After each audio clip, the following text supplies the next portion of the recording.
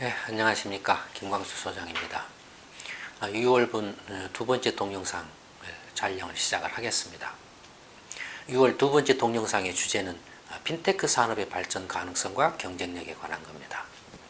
이 주제는 경제 시평을 보신 분들은 아시겠지만 이미 경제 단신에서 한번 설명을 한 적이 있죠.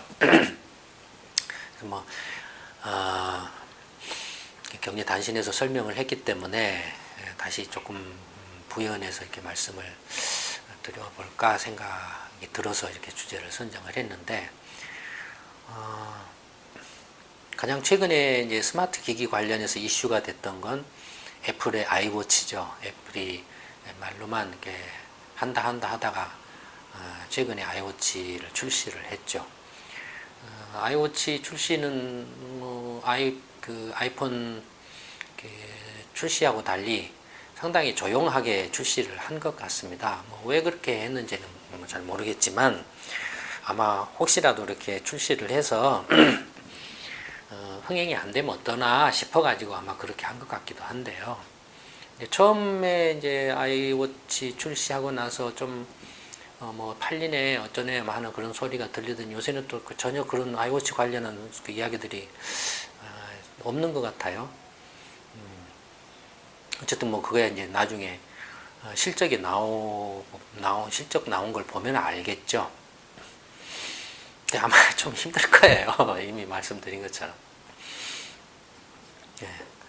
핀테크 산업의 발전 가능성과 경쟁력 관련해서는 이미 이제 경제 단신에도 말씀드렸지만 국내에서도 이슈가 좀 됐었죠. 이걸 의도적으로 이제 삼성 등을 특히 삼성이죠. 삼성의 금융업 진출. 이미 근데 삼성은 금융업을 하고 있죠. 근데 은행업이죠. 은행 사업 진출을 허용한다 해라 이런 말도 안 되는 꼼수를 부리기 위해서 이런 주장을 했는데 한번 그거에 대해서 다시 한번 되짚어 보려고 이 주제를 선택을 했습니다. 핀테크라는 것은 이제 신조어인데요. 새로 만들어낸 이제 용어인데요. 파이낸셜 테크놀로지 앞에 문자를 딴 약자죠. 줄임말이죠. 그 의미는 뭐냐면은, 내용은 뭐냐면은, 스마트폰 등 모바일을 통해서 금융거래라든지 금융 서비스를 제공하는 그런 걸 핀테크다. 이렇게 말하는데, 굳이 꼭 스마트폰이라기보다는 IT, 정보통신 기술을 기반으로 해서 금융거래나 서비스를 이렇게 제공하는 것, 이것이 이제 사실은 핀테크에 보다 더 광범위한 의미가 되겠죠. 정보통신 중에서도 특히 이제 최근에 스마트폰이 이제 주가 되고 있다 보니까 이런 식으로 이제 이야기를 하는데, 근데 스마트폰이나 IT 기술뿐만이 아니라 사실은 하나 더 있습니다. 정보통신 기술이 획기적으로 이렇게 발달을 하다 보니까 예전에는 상상할 수 없었던 또는 예전에는 취급할 수 없었던 어마어마한 방대한 양의 데이터 정보들을 취급할 수 있고 분석할 수 있고 해석해낼 수 있게 됐다는 거죠. 그래서 그런 것들을 빅데이터라고 부르는데요. 그런 빅데이터를 기반으로 해서 빅데이터 정보통신혁명을 기반으로 해서 빅데이터 분석을 바탕으로 한 금융 거래 및 금융 서비스 제공, 이게 어떻게 보면 이제 핀테크의 내용이라고 할 수 있습니다. 그러니까 핀테크의 핵심은 첫째는 뭡니까? 정보통신 기술이죠. 거기 안에는 스마트폰도 들어있고, 또 들어있고, 여러 가지 것들이 포함이 되어 있겠죠. 그 다음에 두 번째는 빅데이터죠. 그 다음에 세 번째는 금융이죠. 금융. 그러니까 핀테크는 이 세 가지 요소로거든요. 정보통신 혁명, 스마트폰을 포함하는 정보통신 기술, 그 다음에 빅데이터, 그 다음에 금융과 관련되어 있다. 이 세 가지가 이제 핀테크의 핵심이라고 이렇게 보시면 됩니다. 이게 이제 한국에서 최근에 관심을 끌었던 게, 물론 애플이 이제 애플페이라는 서비스를 제공한다라고 이렇게 해서 이제 이른바 신용카드 결제 기능을, 지금 신용카드 넣었으면 신용카드 회사의 그 카드를 가지고 이제 각 상점에 가면은 가맹점에 가면은 단말기에 찍찍 그거 가지고 이렇게 하죠. 자기 대비라든지 아니면은 그 IC 칩을 갖다가 이제 카드에 붙여가지고 그걸로서 이렇게 본인 확인해가지고 이렇게 하는 거죠. 근데 스마트폰이 그런 카드의 기능을 대체를 해버릴 수 있다라는 거죠. 사실 그렇지 않아요. 그냥 스마트폰 자체를 카드라고 생각해 버리면 되니까 간단하죠. 그러니까 카드를 대서 이렇게 해버리면 신용카드 결제가 가능하게 되겠죠. 그러니까 애플이 이제 그런 서비스를 제공을 하겠다라고 이렇게 이제 애플페이를 만들어서 하겠다라고 이렇게 하니까 삼성전자도 이제 그에 대항하기 위해서 미국의 모바일 결제 솔루션 업체에 이제 그 룩페이를 이렇게 인수를 했죠. 그래서 이제 삼성페이, 애플페이에 대한 뭐 삼성페이를 만들어서 우리도 서비스를 그런 신용카드 결제 서비스를 제공을 하겠다라고 이렇게 하고 그와 관련된 이제 삼성그룹 경영진의 행보가 있었죠.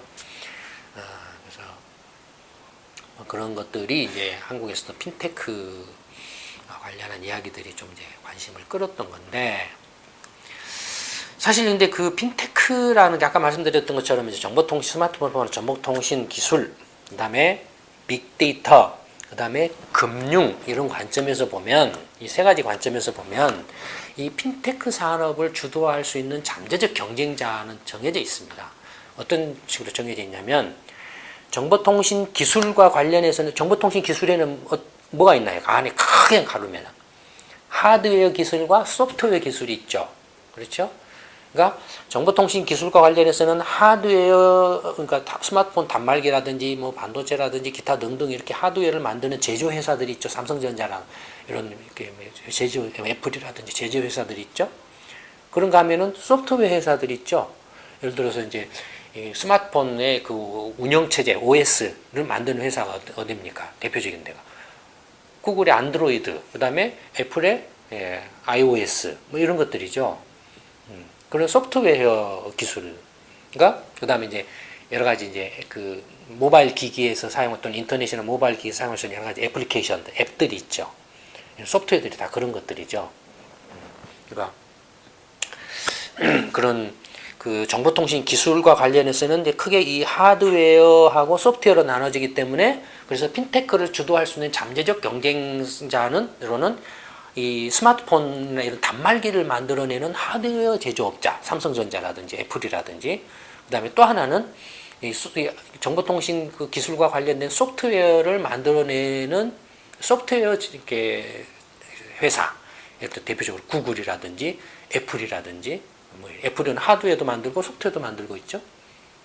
그러니까 이런 회사들이 핀테크를 이렇게 주도할 수 있는 잠재적 경쟁자가 되겠죠. 정보통신 기술과 관련해서는 두 개가 있어요. 그 다음에 빅데이터는 뭡니까? 말 그대로 어마어마한 방대한 데이터를 말하죠. 근데 핀테크는 하나 더 있다 그래. 금융이라 그랬죠. 그러니까 이 빅데이터의 의미는 뭡니까? 금융과 연관된 빅데이터죠.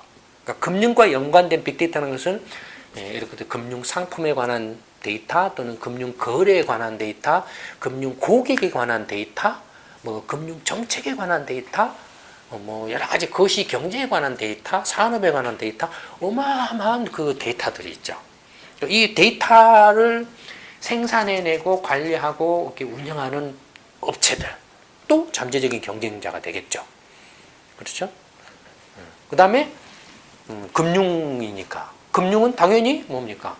금융업을 하는 금융은행이라든지 증권이라든지 보험이라든지 카드사라든지 이런 금융회사들이 있죠. 금융회사들이 있죠. 그러니까 이런 금융회사들이 또 핀테크를 주도할 수 있는 잠재적 경쟁자라는 겁니다. 네 가지죠. 핀테크 산업을 주도할 수 있는 잠재적 경쟁자는 하드웨어 단말기 제조회사, 소프트웨어 제조회사, 그 다음에 빅데이터를 생산하고 관리할 수 있는 회사, 그 다음에 또 뭐가 있습니까? 금융회사, 금융기관들이 있죠. 뭐 근데 빅데이터를 관리하고 생산할 수 있는 회사들로는 뭐 신용평가회사라든지 고객의 신용이나 기업의 신용 등급 같은 거, 그 다음에 포탈 같은 거라든지 뭐 이런 것들도 뭐 빅데이터 회사일 수 있죠. 아니면 클라우드 뭐 관련하는 게 서비스 업체라든지 이런 것들도 빅데이터 회사일 수 있죠. 그런가 하면은 금융기관들 자체가 이미 빅데이터를 보유를 하고 있죠. 그렇죠. 이렇게 보면은 핀테크를 주도할 수 있는 잠재적 경쟁자는 어쨌든 크게 네 그룹으로 나눌 수 있다 이겁니다. 누가 주도권을 잡을까요? 누가 이 네 그룹 중에서 잠재적 경쟁력을 가진 네 그룹 중에서 핀테크를 누가 주도를 할까요? 이미 이제 결론은 나 있습니다. 아까 핀테크가 뭐라고 그랬습니까? 정보통신 기술을 바탕으로 기술을 기반으로 해서 빅데이터를 활용해 가지고 하는 금융거래 서비스 행위를 제공한다라는 거죠. 그러니까 이 핀테크의 가장 핵심 이 세 가지 정보통신 기술, 빅데이터, 금융 서비스 이 세 가지 중에서 가장 핵심이 뭡니까? 핀테크 금융 서비스죠. 그렇죠. 금융 서비스잖아요. 정보통신 기술은 이미 있잖아요. 그 금융이 아니더라도 그냥 휴대폰 걸고 뭐 인터넷 검색하고 뭐 이렇게 그 문자 보내고 뭐 하고 하는 거 하고 있잖아요. 금융이 아니더라도 그렇죠. 단말기도 만들고 그런 OS도 만들고 앱도 나오고 있잖아요. 빅데이터도 말들은 계속 많이 하고 있잖아요. 이미. 핵심은 금융이죠. 그렇죠. 그러면 예를 들어서 여러분들 삼성전자가 금융 전문 회사입니까? 물론 이제 그 그룹 계열사에 삼성생명이나 삼성증권이나 삼성카드나 이런 금융기관들 회사들이 있죠. 애플이 금융회사입니까? 애플이 무슨 은행입니까? 아니죠. 뭐 구글이 은행입니까? 아니죠. 또 구글이 뭐 이렇게 온갖 또는 예를 들어서 페이스북이라든지 뭐 구글의 트윗이라는 이런 것들이 뭐 나름대로의 어떤 광고와 관련된 빅데이터를 가지고 있다. 마케팅을 할 수 있는 광고 영업을 할 수 있는 빅데이터를 가지고 있다. 뭐 온갖 자기 이용자들의 정보, 개인 정보를 이렇게 축적을 하고 있다라고 한다 한들 핀테크하고 핀테크의 그 페이스북에 내는 것이 핀테크를 주도할 수는 없겠죠. 결국에 핀테크를 주도하는 건 뭡니까? 핀테크의 핵심은 금융이니까 금융기관이죠. 결론은 그겁니다. 그거예요.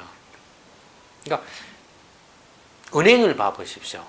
은행 고객 정보는 다 누가 만들어냅니까? 삼성전자가 만들어냅니까? 애플이 만들어냅니까? 은행이 만들어내죠. 시티은행이든지 뭐 뱅크 오브 아메리카든지 뭐 국내 뭐 국민은행인 신한은행, 하나은행이든 뭐 이렇게 농협이든 우리은행이든 이런 은행들이 자기 고객들 정보를 거래 정보나 이런 것들을 다 축적을 하고 있죠. 그것이 빅데이터죠. 그렇죠. 거기에다가 정보통신 기술을 접목한다는 정도일 뿐이죠. 핀테크. 무슨 핀테크가 해서 이렇게 단말기 제조회사나 소프트웨어 제조회사가 금융업 자체를 뒤집어 버린다라는 말도 안 되는 소리를. 웃기는 소리입니다. 불가능해요, 그건. 몇십 년 동안 그런 그 은행업을 캐오면서 어마어마한 그 거래 데이터나 신용 관련한 데이터들을 은행이나 금융기관들이 축적을 해오고 있는데, 그걸 무슨 수로, 그건 다 그 은행들의 그 내부 기밀 정보인데, 공개하면 박살이 나는 그런 어마어마한 중요한 정보들인데, 그런 빅데이터를 자체적으로 이미 금융기관들이 어마어마하게 전 세계적인 글로벌화된 금융 영업을 통해서 축적을 하고 있는데, 그걸 무슨 수로 애플이나 삼성전자가 이렇게 따라갈 수 있습니까? 불가능하죠. 그냥 단말기 회사예요. 그냥 그런 금융 서비스를 빅데이터를 활용해서 제공하는데 들고 다니면서 사람들이 예전에는 그거 하려면 은행에 가거나 뭐 이렇게 ATM기 가서 이렇게 해야 되는데 그럴 필요 없이 지금은 들고 뭐 이렇게 스마트폰이라는 거 들고 다니기 때문에 스마트 기기를 들고 다니기 때문에 그냥 은행에 안 가고 증권사 안 가고 그냥 이거에서 이렇게 거래를 할 수 있는 서비스 기능을 제공한다. 우리 스마트폰은 그런 기능이 있습니다. 예, 그런 애플리케이션이 있습니다 하는 정도에 불과하죠. 그것이 근데 플라스틱 신용카드를 대체는 할 수는 있어요. 또 예를 들어서 은행이 우리는 은행 통장 이제 안 만듭니다. 안 드립니다. 여러분들 우리 은행에 오시면 통장은 그 스마트폰에다가 그냥 딱 찍어 드립니다. 스마트폰 안에다 통장을 심어 드립니다. 그렇게 될 거예요. 그러니까 통장을 대체를 하죠. 신용카드도 대체하죠. 그러니까 대체할 뿐이죠. 이게. 그다음에 현금도 대체할 수 있죠. 왜냐면은 체크카드라는 게 뭡니까? 그것도 카드잖아요. 플라스틱 카드잖아요. 은행에 현금 결제, 내 통장에 들어있는 돈을 그대로 바로 결제하는 거잖아요. 체크카드로 그냥 스마트폰에다가 심어놔버리면 되죠. 그러니까 현금 대신을 해버리는 거예요. 그러나 스마트폰이나 스마트 기기가 그런 그 금융거래와 관련된 단말기, 그러니까 신용카드, 플라스틱 카드, 그 단말기죠? 금융거래 면에서 보면은 이쪽 면에서 보면 이 신용카드가 단말기예요. 또 현금이나 통장도 단말기예요. 통장을 갖고 가야 그 단말기인 통장을 갖고 가야 은행에서 뭐 예금을 하든 돈을 찾든 이렇게 할 수 있잖아요. 그렇죠? 현금 내가 들고 다니면서 이렇게 주고받아야 내가 물건을 사고 팔든지 뭘 하든지 하죠. 말하자면 금융면에서 보면은 이런 것, 신용카드든 통장이든 현금 이런 것들은 단말기에 해당하죠. 금융거래와 관련된 단말기에 해당하는데 정보통신혁명에 의해서 새로 등장한 이런 스마트 기기가 이런 금융거래에 있어서 그 서비스와 관련된 단말기를 대체는 할 수 있죠. 그러나 금융 기능 자체를 뒤집어 볼 수는 없죠. 무슨 수로 뒤집어 엎습니까? 경쟁력이 없죠. 금융 전문 은행 전문 은행도 아닌데 무슨 수로 합니까? 택도 없죠. 그렇지 않습니까? 그런데 이런 건데도 불구하고 삼성전자나 뭐 이런 것들 한국의 뭐 이렇게 스마트 기기 회사들이 글로벌 어쩌고저쩌고 하면서 하기 위해서는 핀테크 산업을 이렇게 주도를 해야 된다. 주도를 하기 위해서는 금융 규제 완화를 해서 삼성전자도 막 은행하고 삼성그룹도 은행하고 누구도 막 은행 개나 서로 다 하게 해야 된다. 이런 말도 안 되는 소리를 하고 있다 이겁니다. 그런 것들을 정경련이나 이런 데가 웃기는 소리죠. 또 하나 좀 여기서 그러니까 좀 잠재적 경쟁자 대상에서 좀 이렇게 빠진 것 중에 하나가 뭐냐면 아까 이제 정보통신 기술이 발달해서 하드웨어 제조회사, 소프트웨어 제조회사가 있다고 그랬죠. 그 소프트웨어 제조회사에는 OS 제조회사뿐만이 아니고 전자상거래 업체가 있죠. 지금 가장 한 관심을 모으고 있는 전자상거래 업체, 글로벌 전자상거래 업체 어디입니까? 중국의 알리바바죠. 예, 알리바바라든지 뭐 이런 것들이죠. 애플도 그 아이튠즈 같은 거 자기들 음악 이렇게 유료 뭐 이렇게 해서 하는 또는 유료 앱 같은 거 이렇게 하는 그 아이튠즈 있잖아요. 자체적으로 전자상거래 가지고 있죠. 근데 한국가로 치면 옥션이라든지 뭡니까? GS 뭐 그런 것들이 있잖아요. 그런 전자상거래 업체가 또 잠재적인 이런 핀테크를 할 수도 있다라고 하는데, 근데 이게 전자 상거래 업체를 가보면 이미 안에 어떻게 돼 있습니까? 자기 전자상거래에서 물건을 사고 팔고 하려면은 개인 보안 인증하고 해서 카드 결제하는 기능들이 이미 프로그램이 다 깔려 있죠, 이미. 근데 그 전자상거래업체가 할 수 있는 건 뭡니까? 자기 전자상거래 장터에 들어온 또는 그 회원들만 한정이 되어 있죠. 그러면 그러니까 이렇게 봤을 때 하드웨어 단말기 제조회사, 소프트웨어 회사, 전자상거래업체를 포함한 그다음에 빅데이터 회사, 그다음에 금융기관 이렇게 봤을 때 핀테크를 주도할 수 있는 가장 강력한 세력은 역시 금융기관뿐이죠. 실제로 지금 금융기관들을 봐보세요.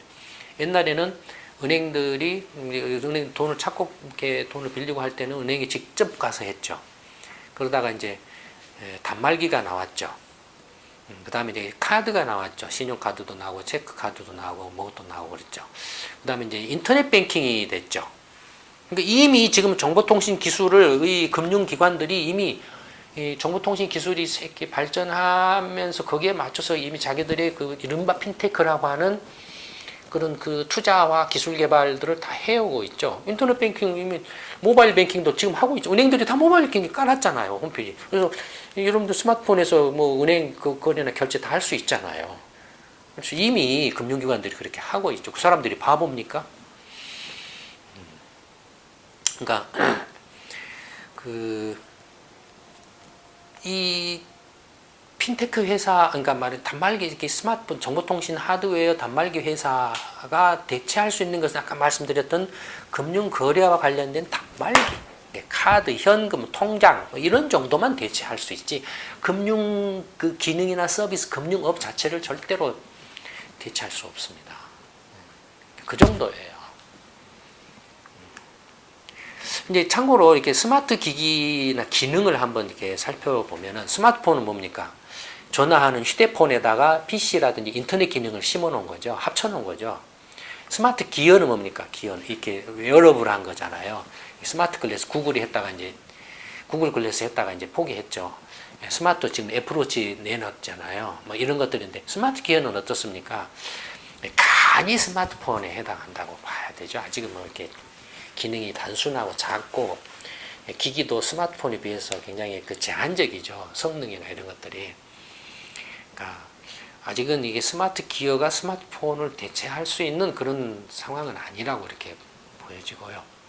그 다음에 이제 또 관심을 끌었던 게 스마트카죠. 관심을 끌고 있는 게 스마트카죠. 근데 제가 볼 때는 스마트카보다도 전기차가 더 지금 더 시급해져. 스마트카는 뭐 이렇게 얼마 전에 구글이 스마트카를 이제 뭐 이렇게 만들어서 무인 자동차를 만들어서 이렇게 시험 주행을 했는데 사고가 뭐 열 몇 건이가 일어났다고 그랬죠. 안 됩니다. 어려워요. 근데 구글에서 하는 말은 야, 우리가 사고 낸 게 아니라 그 다른 상대방이 접촉 사고를 내서 이렇게 사고 난 거야라고 했는데 자동차 사고라는 게 그런 거죠. 내가 사고를 내야만 사고입니까? 누가 와서 받아보는 것도 사고죠. 거기에 대처를 할 수 있어야 돼요. 대처를 못하면 어렵죠. 어쨌든 그 스마트카는 운전자, 내비게이션, 그다음에 PC나 인터넷 이 세 개를 합쳐놓은 그런 개념이죠. 스마트 로봇, 그다음에 이제 이른바 이제 로봇, 사람 지능, PC 인터넷, 그다음에 드론 요새 아마존이라든지 그 택배 관련한 드론들이 지금 관심을 끌고 있는 스마트 드론, 사람 지능, PC 인터넷 뭐 이런 것들이 있는데 스마트라는 말은 아마도 이게 스마트라는 말이 사실은 이보다도 한 단계 더 앞선 말이 이미 오래전에 나와 있어요. 스마트라는 말보다 한 단계 앞선 말이 이미 나와 있어요. 그러니까 스마트라는 말이 여기서 더 진화하면 어떤 말이 될 것 같습니까? 인공지능이라는 말이 될 겁니다. 인공지능이라는 말은 이미 오래전부터 나와서 사용되고 있는 말이에요. 그러니까 휴대폰이 조금 더 똑똑해져서 스마트하다. 근데 지금은 인공지능, 그러니까 스마트가 한 단계 더 나가면 인공지능이죠. 지가 알아서 해버리는 거예요. 지가 알아서 모든 걸 다 해요. 거의 사람을 대신하는 뭐 이런 그런 것들이죠. 그 다음에 이제 그 스마트 금융, 말하면 핀테크죠. 이건 이제 스마트 기기하고 금융을 합쳐놓은 것이고, 스마트 머니. 이것도 이렇게 사실은 그 현금이나 신용카드나 통장, 그 다음에 고객 정보, 금융 거래 정보를 다 합쳐서 이렇게 하는 걸 스마트 머니라고 하는데, 어쨌든 뭐 이 스마트 금융이나 스마트 머니는 그냥 같은 말이라고 이렇게 보여집니다. 그 외에도 이제 또 나오는 말이 사물 인터넷, 여러 가지 뭐 사물에다가 PC나 인터넷을 이렇게 접속시켜서 뭐 이렇게 네트워크화를 뭐 이룬다. 뭐 이렇게 냉장고나 뭐 텔레비전이나 뭐나 이렇게 해서 이렇게 뭐 이렇게 뭐 한다. 그래서 뭐 이렇게 뭐 홈 뭐 인터넷 어쩌고저쩌고 뭐 하고 뭐 이렇게 말도 안 되는 그런 소리를 하는데, 어쨌든 뭐 그런 것은 뭐 이렇게 지금 당장 제가 볼 때는 시급하지도 않고, 그렇다고 그게 뭐 크게 지금 뭐 당장에 뭐 이렇게 사업적으로 뭔가 큰 비즈니스가 될 것 같지도 않고, 그 다음에 이제 나온 게 이제 지능 인터넷이죠. 그러니까 지식이나 지식이죠. 어떤 학습이죠. 이런 것을 이제 인터넷 막 이렇게 겹쳐서 이렇게 연결해서 하는 것. 그 다음에 클라우드 컴퓨팅해서 이제 큰 서버를 공동으로 쓰고 온갖 소프트웨어나 데이터, 빅데이터를 갖다가 거기다가 띄워놓고 쓰고 싶은 사람 누구든지 와서 그냥 접속해가지고 써라. 예를 들어서 이렇게 오피스에서 뭐 파워포인트라든지 엑셀이라든지 다 각자 PC에 깔아놓고 있잖아요. 근데 그렇지 않고 이 공동 서버에다가 딱 깔아놓으면은 그냥 누구든지 그냥 쓰고 싶은 사람 들어와서 그 프로그램 불러다가 그냥 쓰고 자기 뭐랄까 폴더라든지 뭔가 자기 공간을 딱 만들어 정해놓고 거기에서 이제 또 필요한 데이터 같은 거 끄집어다가 이렇게 쓰고 하는 뭐 그런 식으로 하는 클라우드 컴퓨터. 뭐 이것도 뭐 이렇게 지금 뭐 클라우드 컴퓨터에서 하게 되면은 어떻게 되겠습니까? 만약에 이 클라우드 컴퓨팅이 그런 식으로 성립이 된다라면은 모든 PC 제조회사나 단말기 제조회사 다 망하겠죠. 그렇겠죠. 다 망할 거예요. 그러니까 안 될 겁니다. 당분간 상당 기간 동안 이건 대형 어떤 대기업들이나 상업적이나 군사적이나 어떤 그 국가적인 차원에서의 어떤 클라우드 컴퓨팅이 가능해도 개인 차원에서는 거의 힘들지 않을까 싶은데, 어쨌든 뭐 이런 것들이 지금 이제 스마트 기능이나 기기와 관련해서 이야기들이 되고 있다 이럽니다. 근데 이제 제가 여기서 말씀드리는 게 다시 한번 아까 정보통신기 특히 스마트폰을 제조하는 단말기 제조회사 삼성전자, 애플 뭐 이런 단말기 제조회사 뭐 이렇게 중국의 샤오미가 됐든 뭐가 됐든 이런 제조회사들이 핀테크를 주도할 수 있느냐? 아까 지금까지 쭉 말씀드렸던 거 주도할 수도 없고 불가능하고 그다음에 그걸 핑계로 해서 은행업을 할 수 있게 해달라라고 금융업을 할 수 있게 해달라고 한다 한들 폐가 망신할 거라는. 예를 들어 소니를 한번 예를 들어봤습니다. 소니는 여러분들 잘 아시죠? 80년대, 90년대 중반까지만 해도 정말로 그 세계 소니라고 할 정도로 어마어마한 회사였죠. 소니의 매출액하고 이제 이익을 나타내는 도표입니다. 이 매출액은 보면은 이제 일반 비금융 사업 매출액이 있고 이제 보험이라든지 이제 인터넷 뱅크라든지 그러니까는 그 금융 이제 매출이 있고 이익은 이제 이게 영업이익입니다. 영업손익이고 빨간 막대 그래프는 단기 순이익을 나타냅니다. 보시면은 소니가 1900 이제 그 소니 하면 80년대 뭘로 유명합니까? 소니 워크맨 거의 모든 사람들이 하나씩 들고 다녔죠. 워크맨하고 또 뭐가 있었습니까? 소니 비디오 있죠, 비디오. 네. 이렇게 거의 싹쓸이 하다시피 할 정도로 소니가 어마어마해서 매출이 그냥 80년대 후반에는 그냥 퍽 뛰고 그다음에 90년대도 이렇게 퍽 뛰고 이렇게 굉장히 급성장을 했는데 소니가 어떻습니까? 지금 91년부터 소니가 이제 보험 인터넷 보험 사업을 하고 이제 후에 이제 인터넷 뱅킹 사업을 하고 이렇게 해서 금융 사업을 확대를 해가고 있습니다. 왜? 근데 이때만 해도 이제 소니 90년대 초반만 해도 좀 주춤거렸어요. 소니가 주춤거려서 이때 이제 뭐 소니가 그때 무슨 이렇게 그 미국 영화사도 인수를 하고 그 음악 콜롬비아인가 사인가 미국 그것도 인수를 하고 해서 이제 이른바 컨텐츠 사업 쪽으로 강화를 하기 시작했죠. 그러니까 하드웨어 제조 회사에서 이제 컨텐츠 제조 회사를 강화해서 인수를 막 하기 시작하고 그러니까 소프트웨어 컨텐츠 만드는 거죠. 그러니까 비디오를 파니까 영화도 하고 그다음에 워크맨 하니까 음악도 이렇게 해야 되고 그래서 그 인수를 한 거죠. 지금은 그 소니 그때 그 콜롬비아사 인수해가지고 지금 그 도시바 그건 도시바구나. 뭐 하여튼 그렇게 영화 그 뭐죠 콜롬비아 제가 기억이 잘 안 납니다. 하여튼 그렇게 막 인수를 했어요. 소니가 인수도 하고 또 일본의 도시바도 그런 식으로 또 가기도 하고.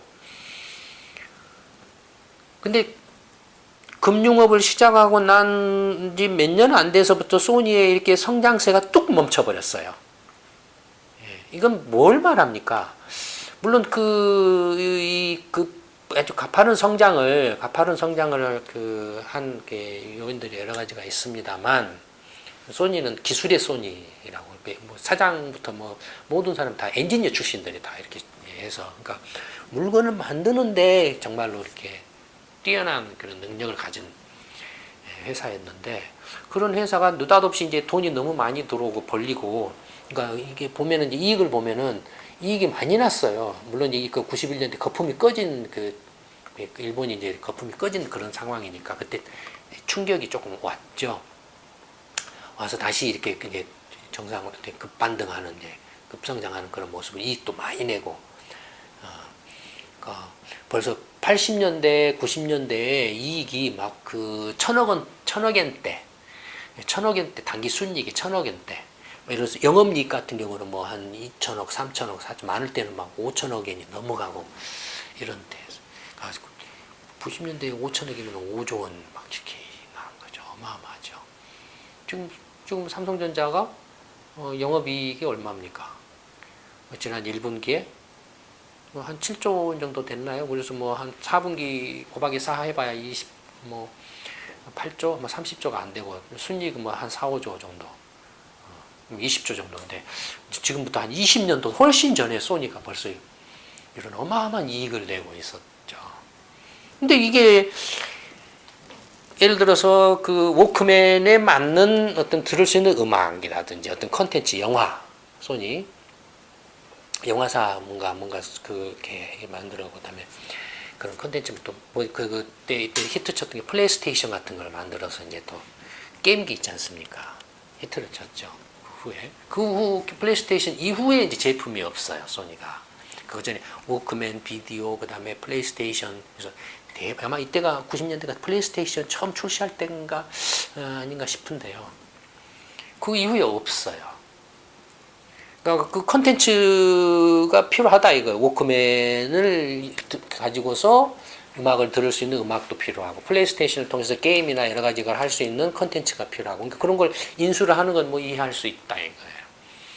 느닷없이 그냥 막 보험이나 은행 전차 이렇게 이제 인터넷 시대니까 이렇게 말한, 제가 볼 때는 좀 이렇게 헛짓을 한 거죠. 헛짓을 하다 보니까 분산이 되지 않겠습니까?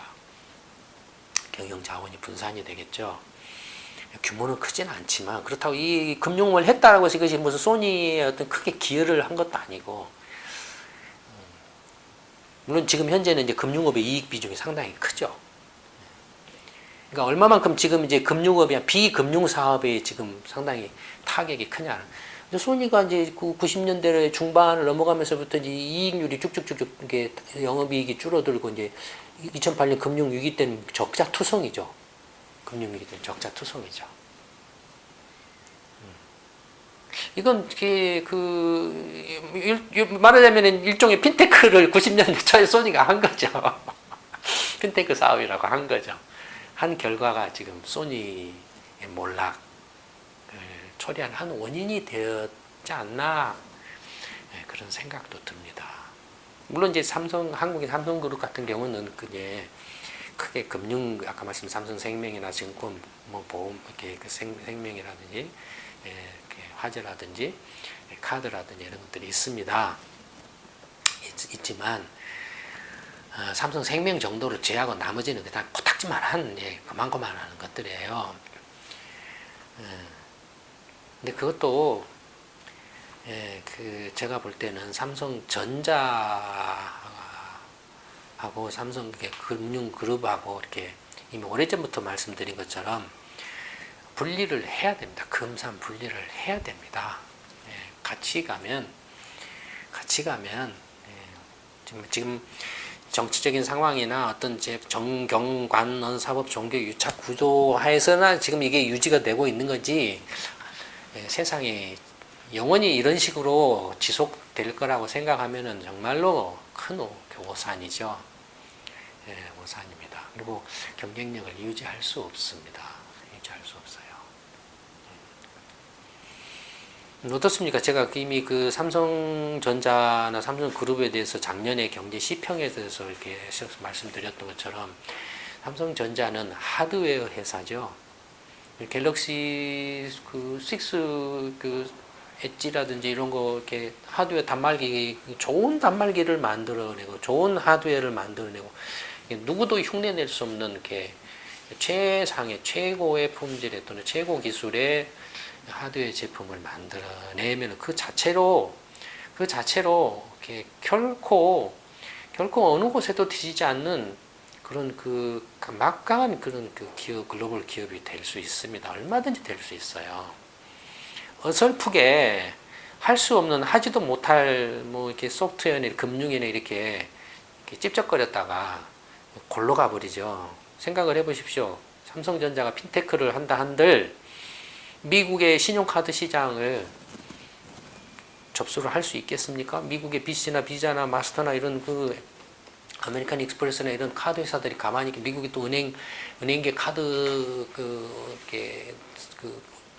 은행들이 가만히 있겠습니까? 삼성전자한테 그런 걸 뺏겨요? 입장을 바꿔놓고 한번 생각을 해보십시오. 애플이나 이게 이런데 아메리칸 익스프레스나 또는 지금은 비자나 BC 같은 거 상당히 하고 있지만, 와서 이렇게 모든 금융 거래를 장악을 한다라고 생각하고 있어요. 감정적으로도 견디지 못합니다. 견디지 못해요. 마찬가지입니다. 그런 건.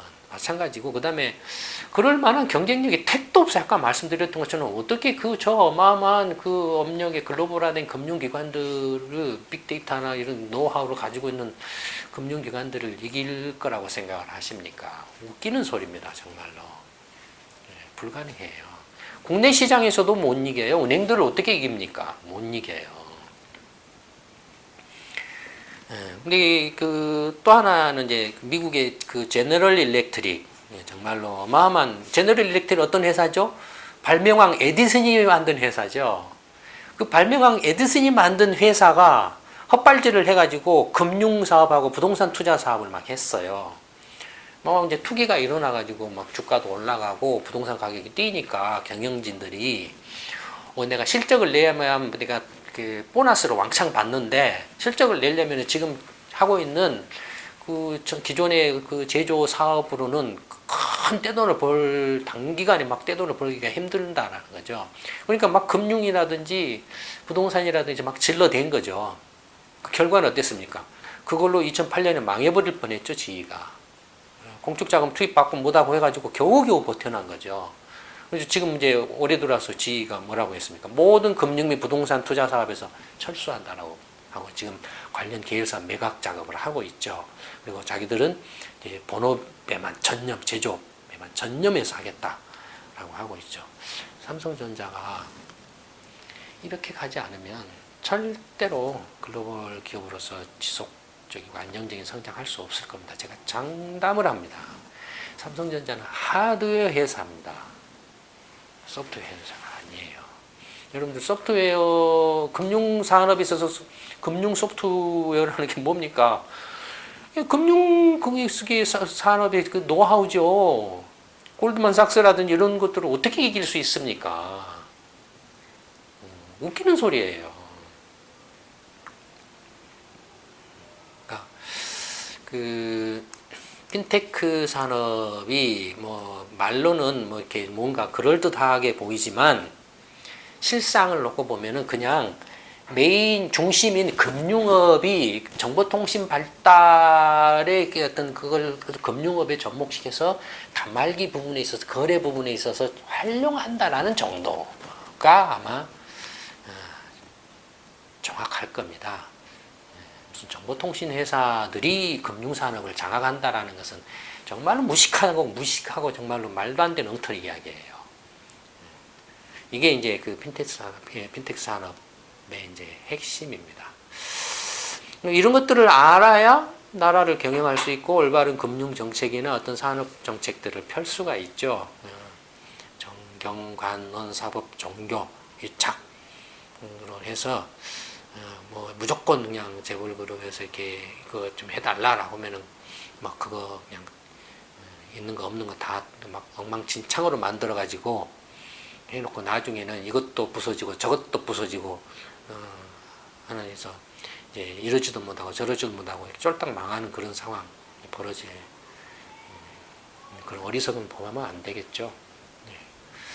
네, 6월 동영상 두 번째 동영상은 이걸로 마치도록 하겠습니다. 네, 감사합니다.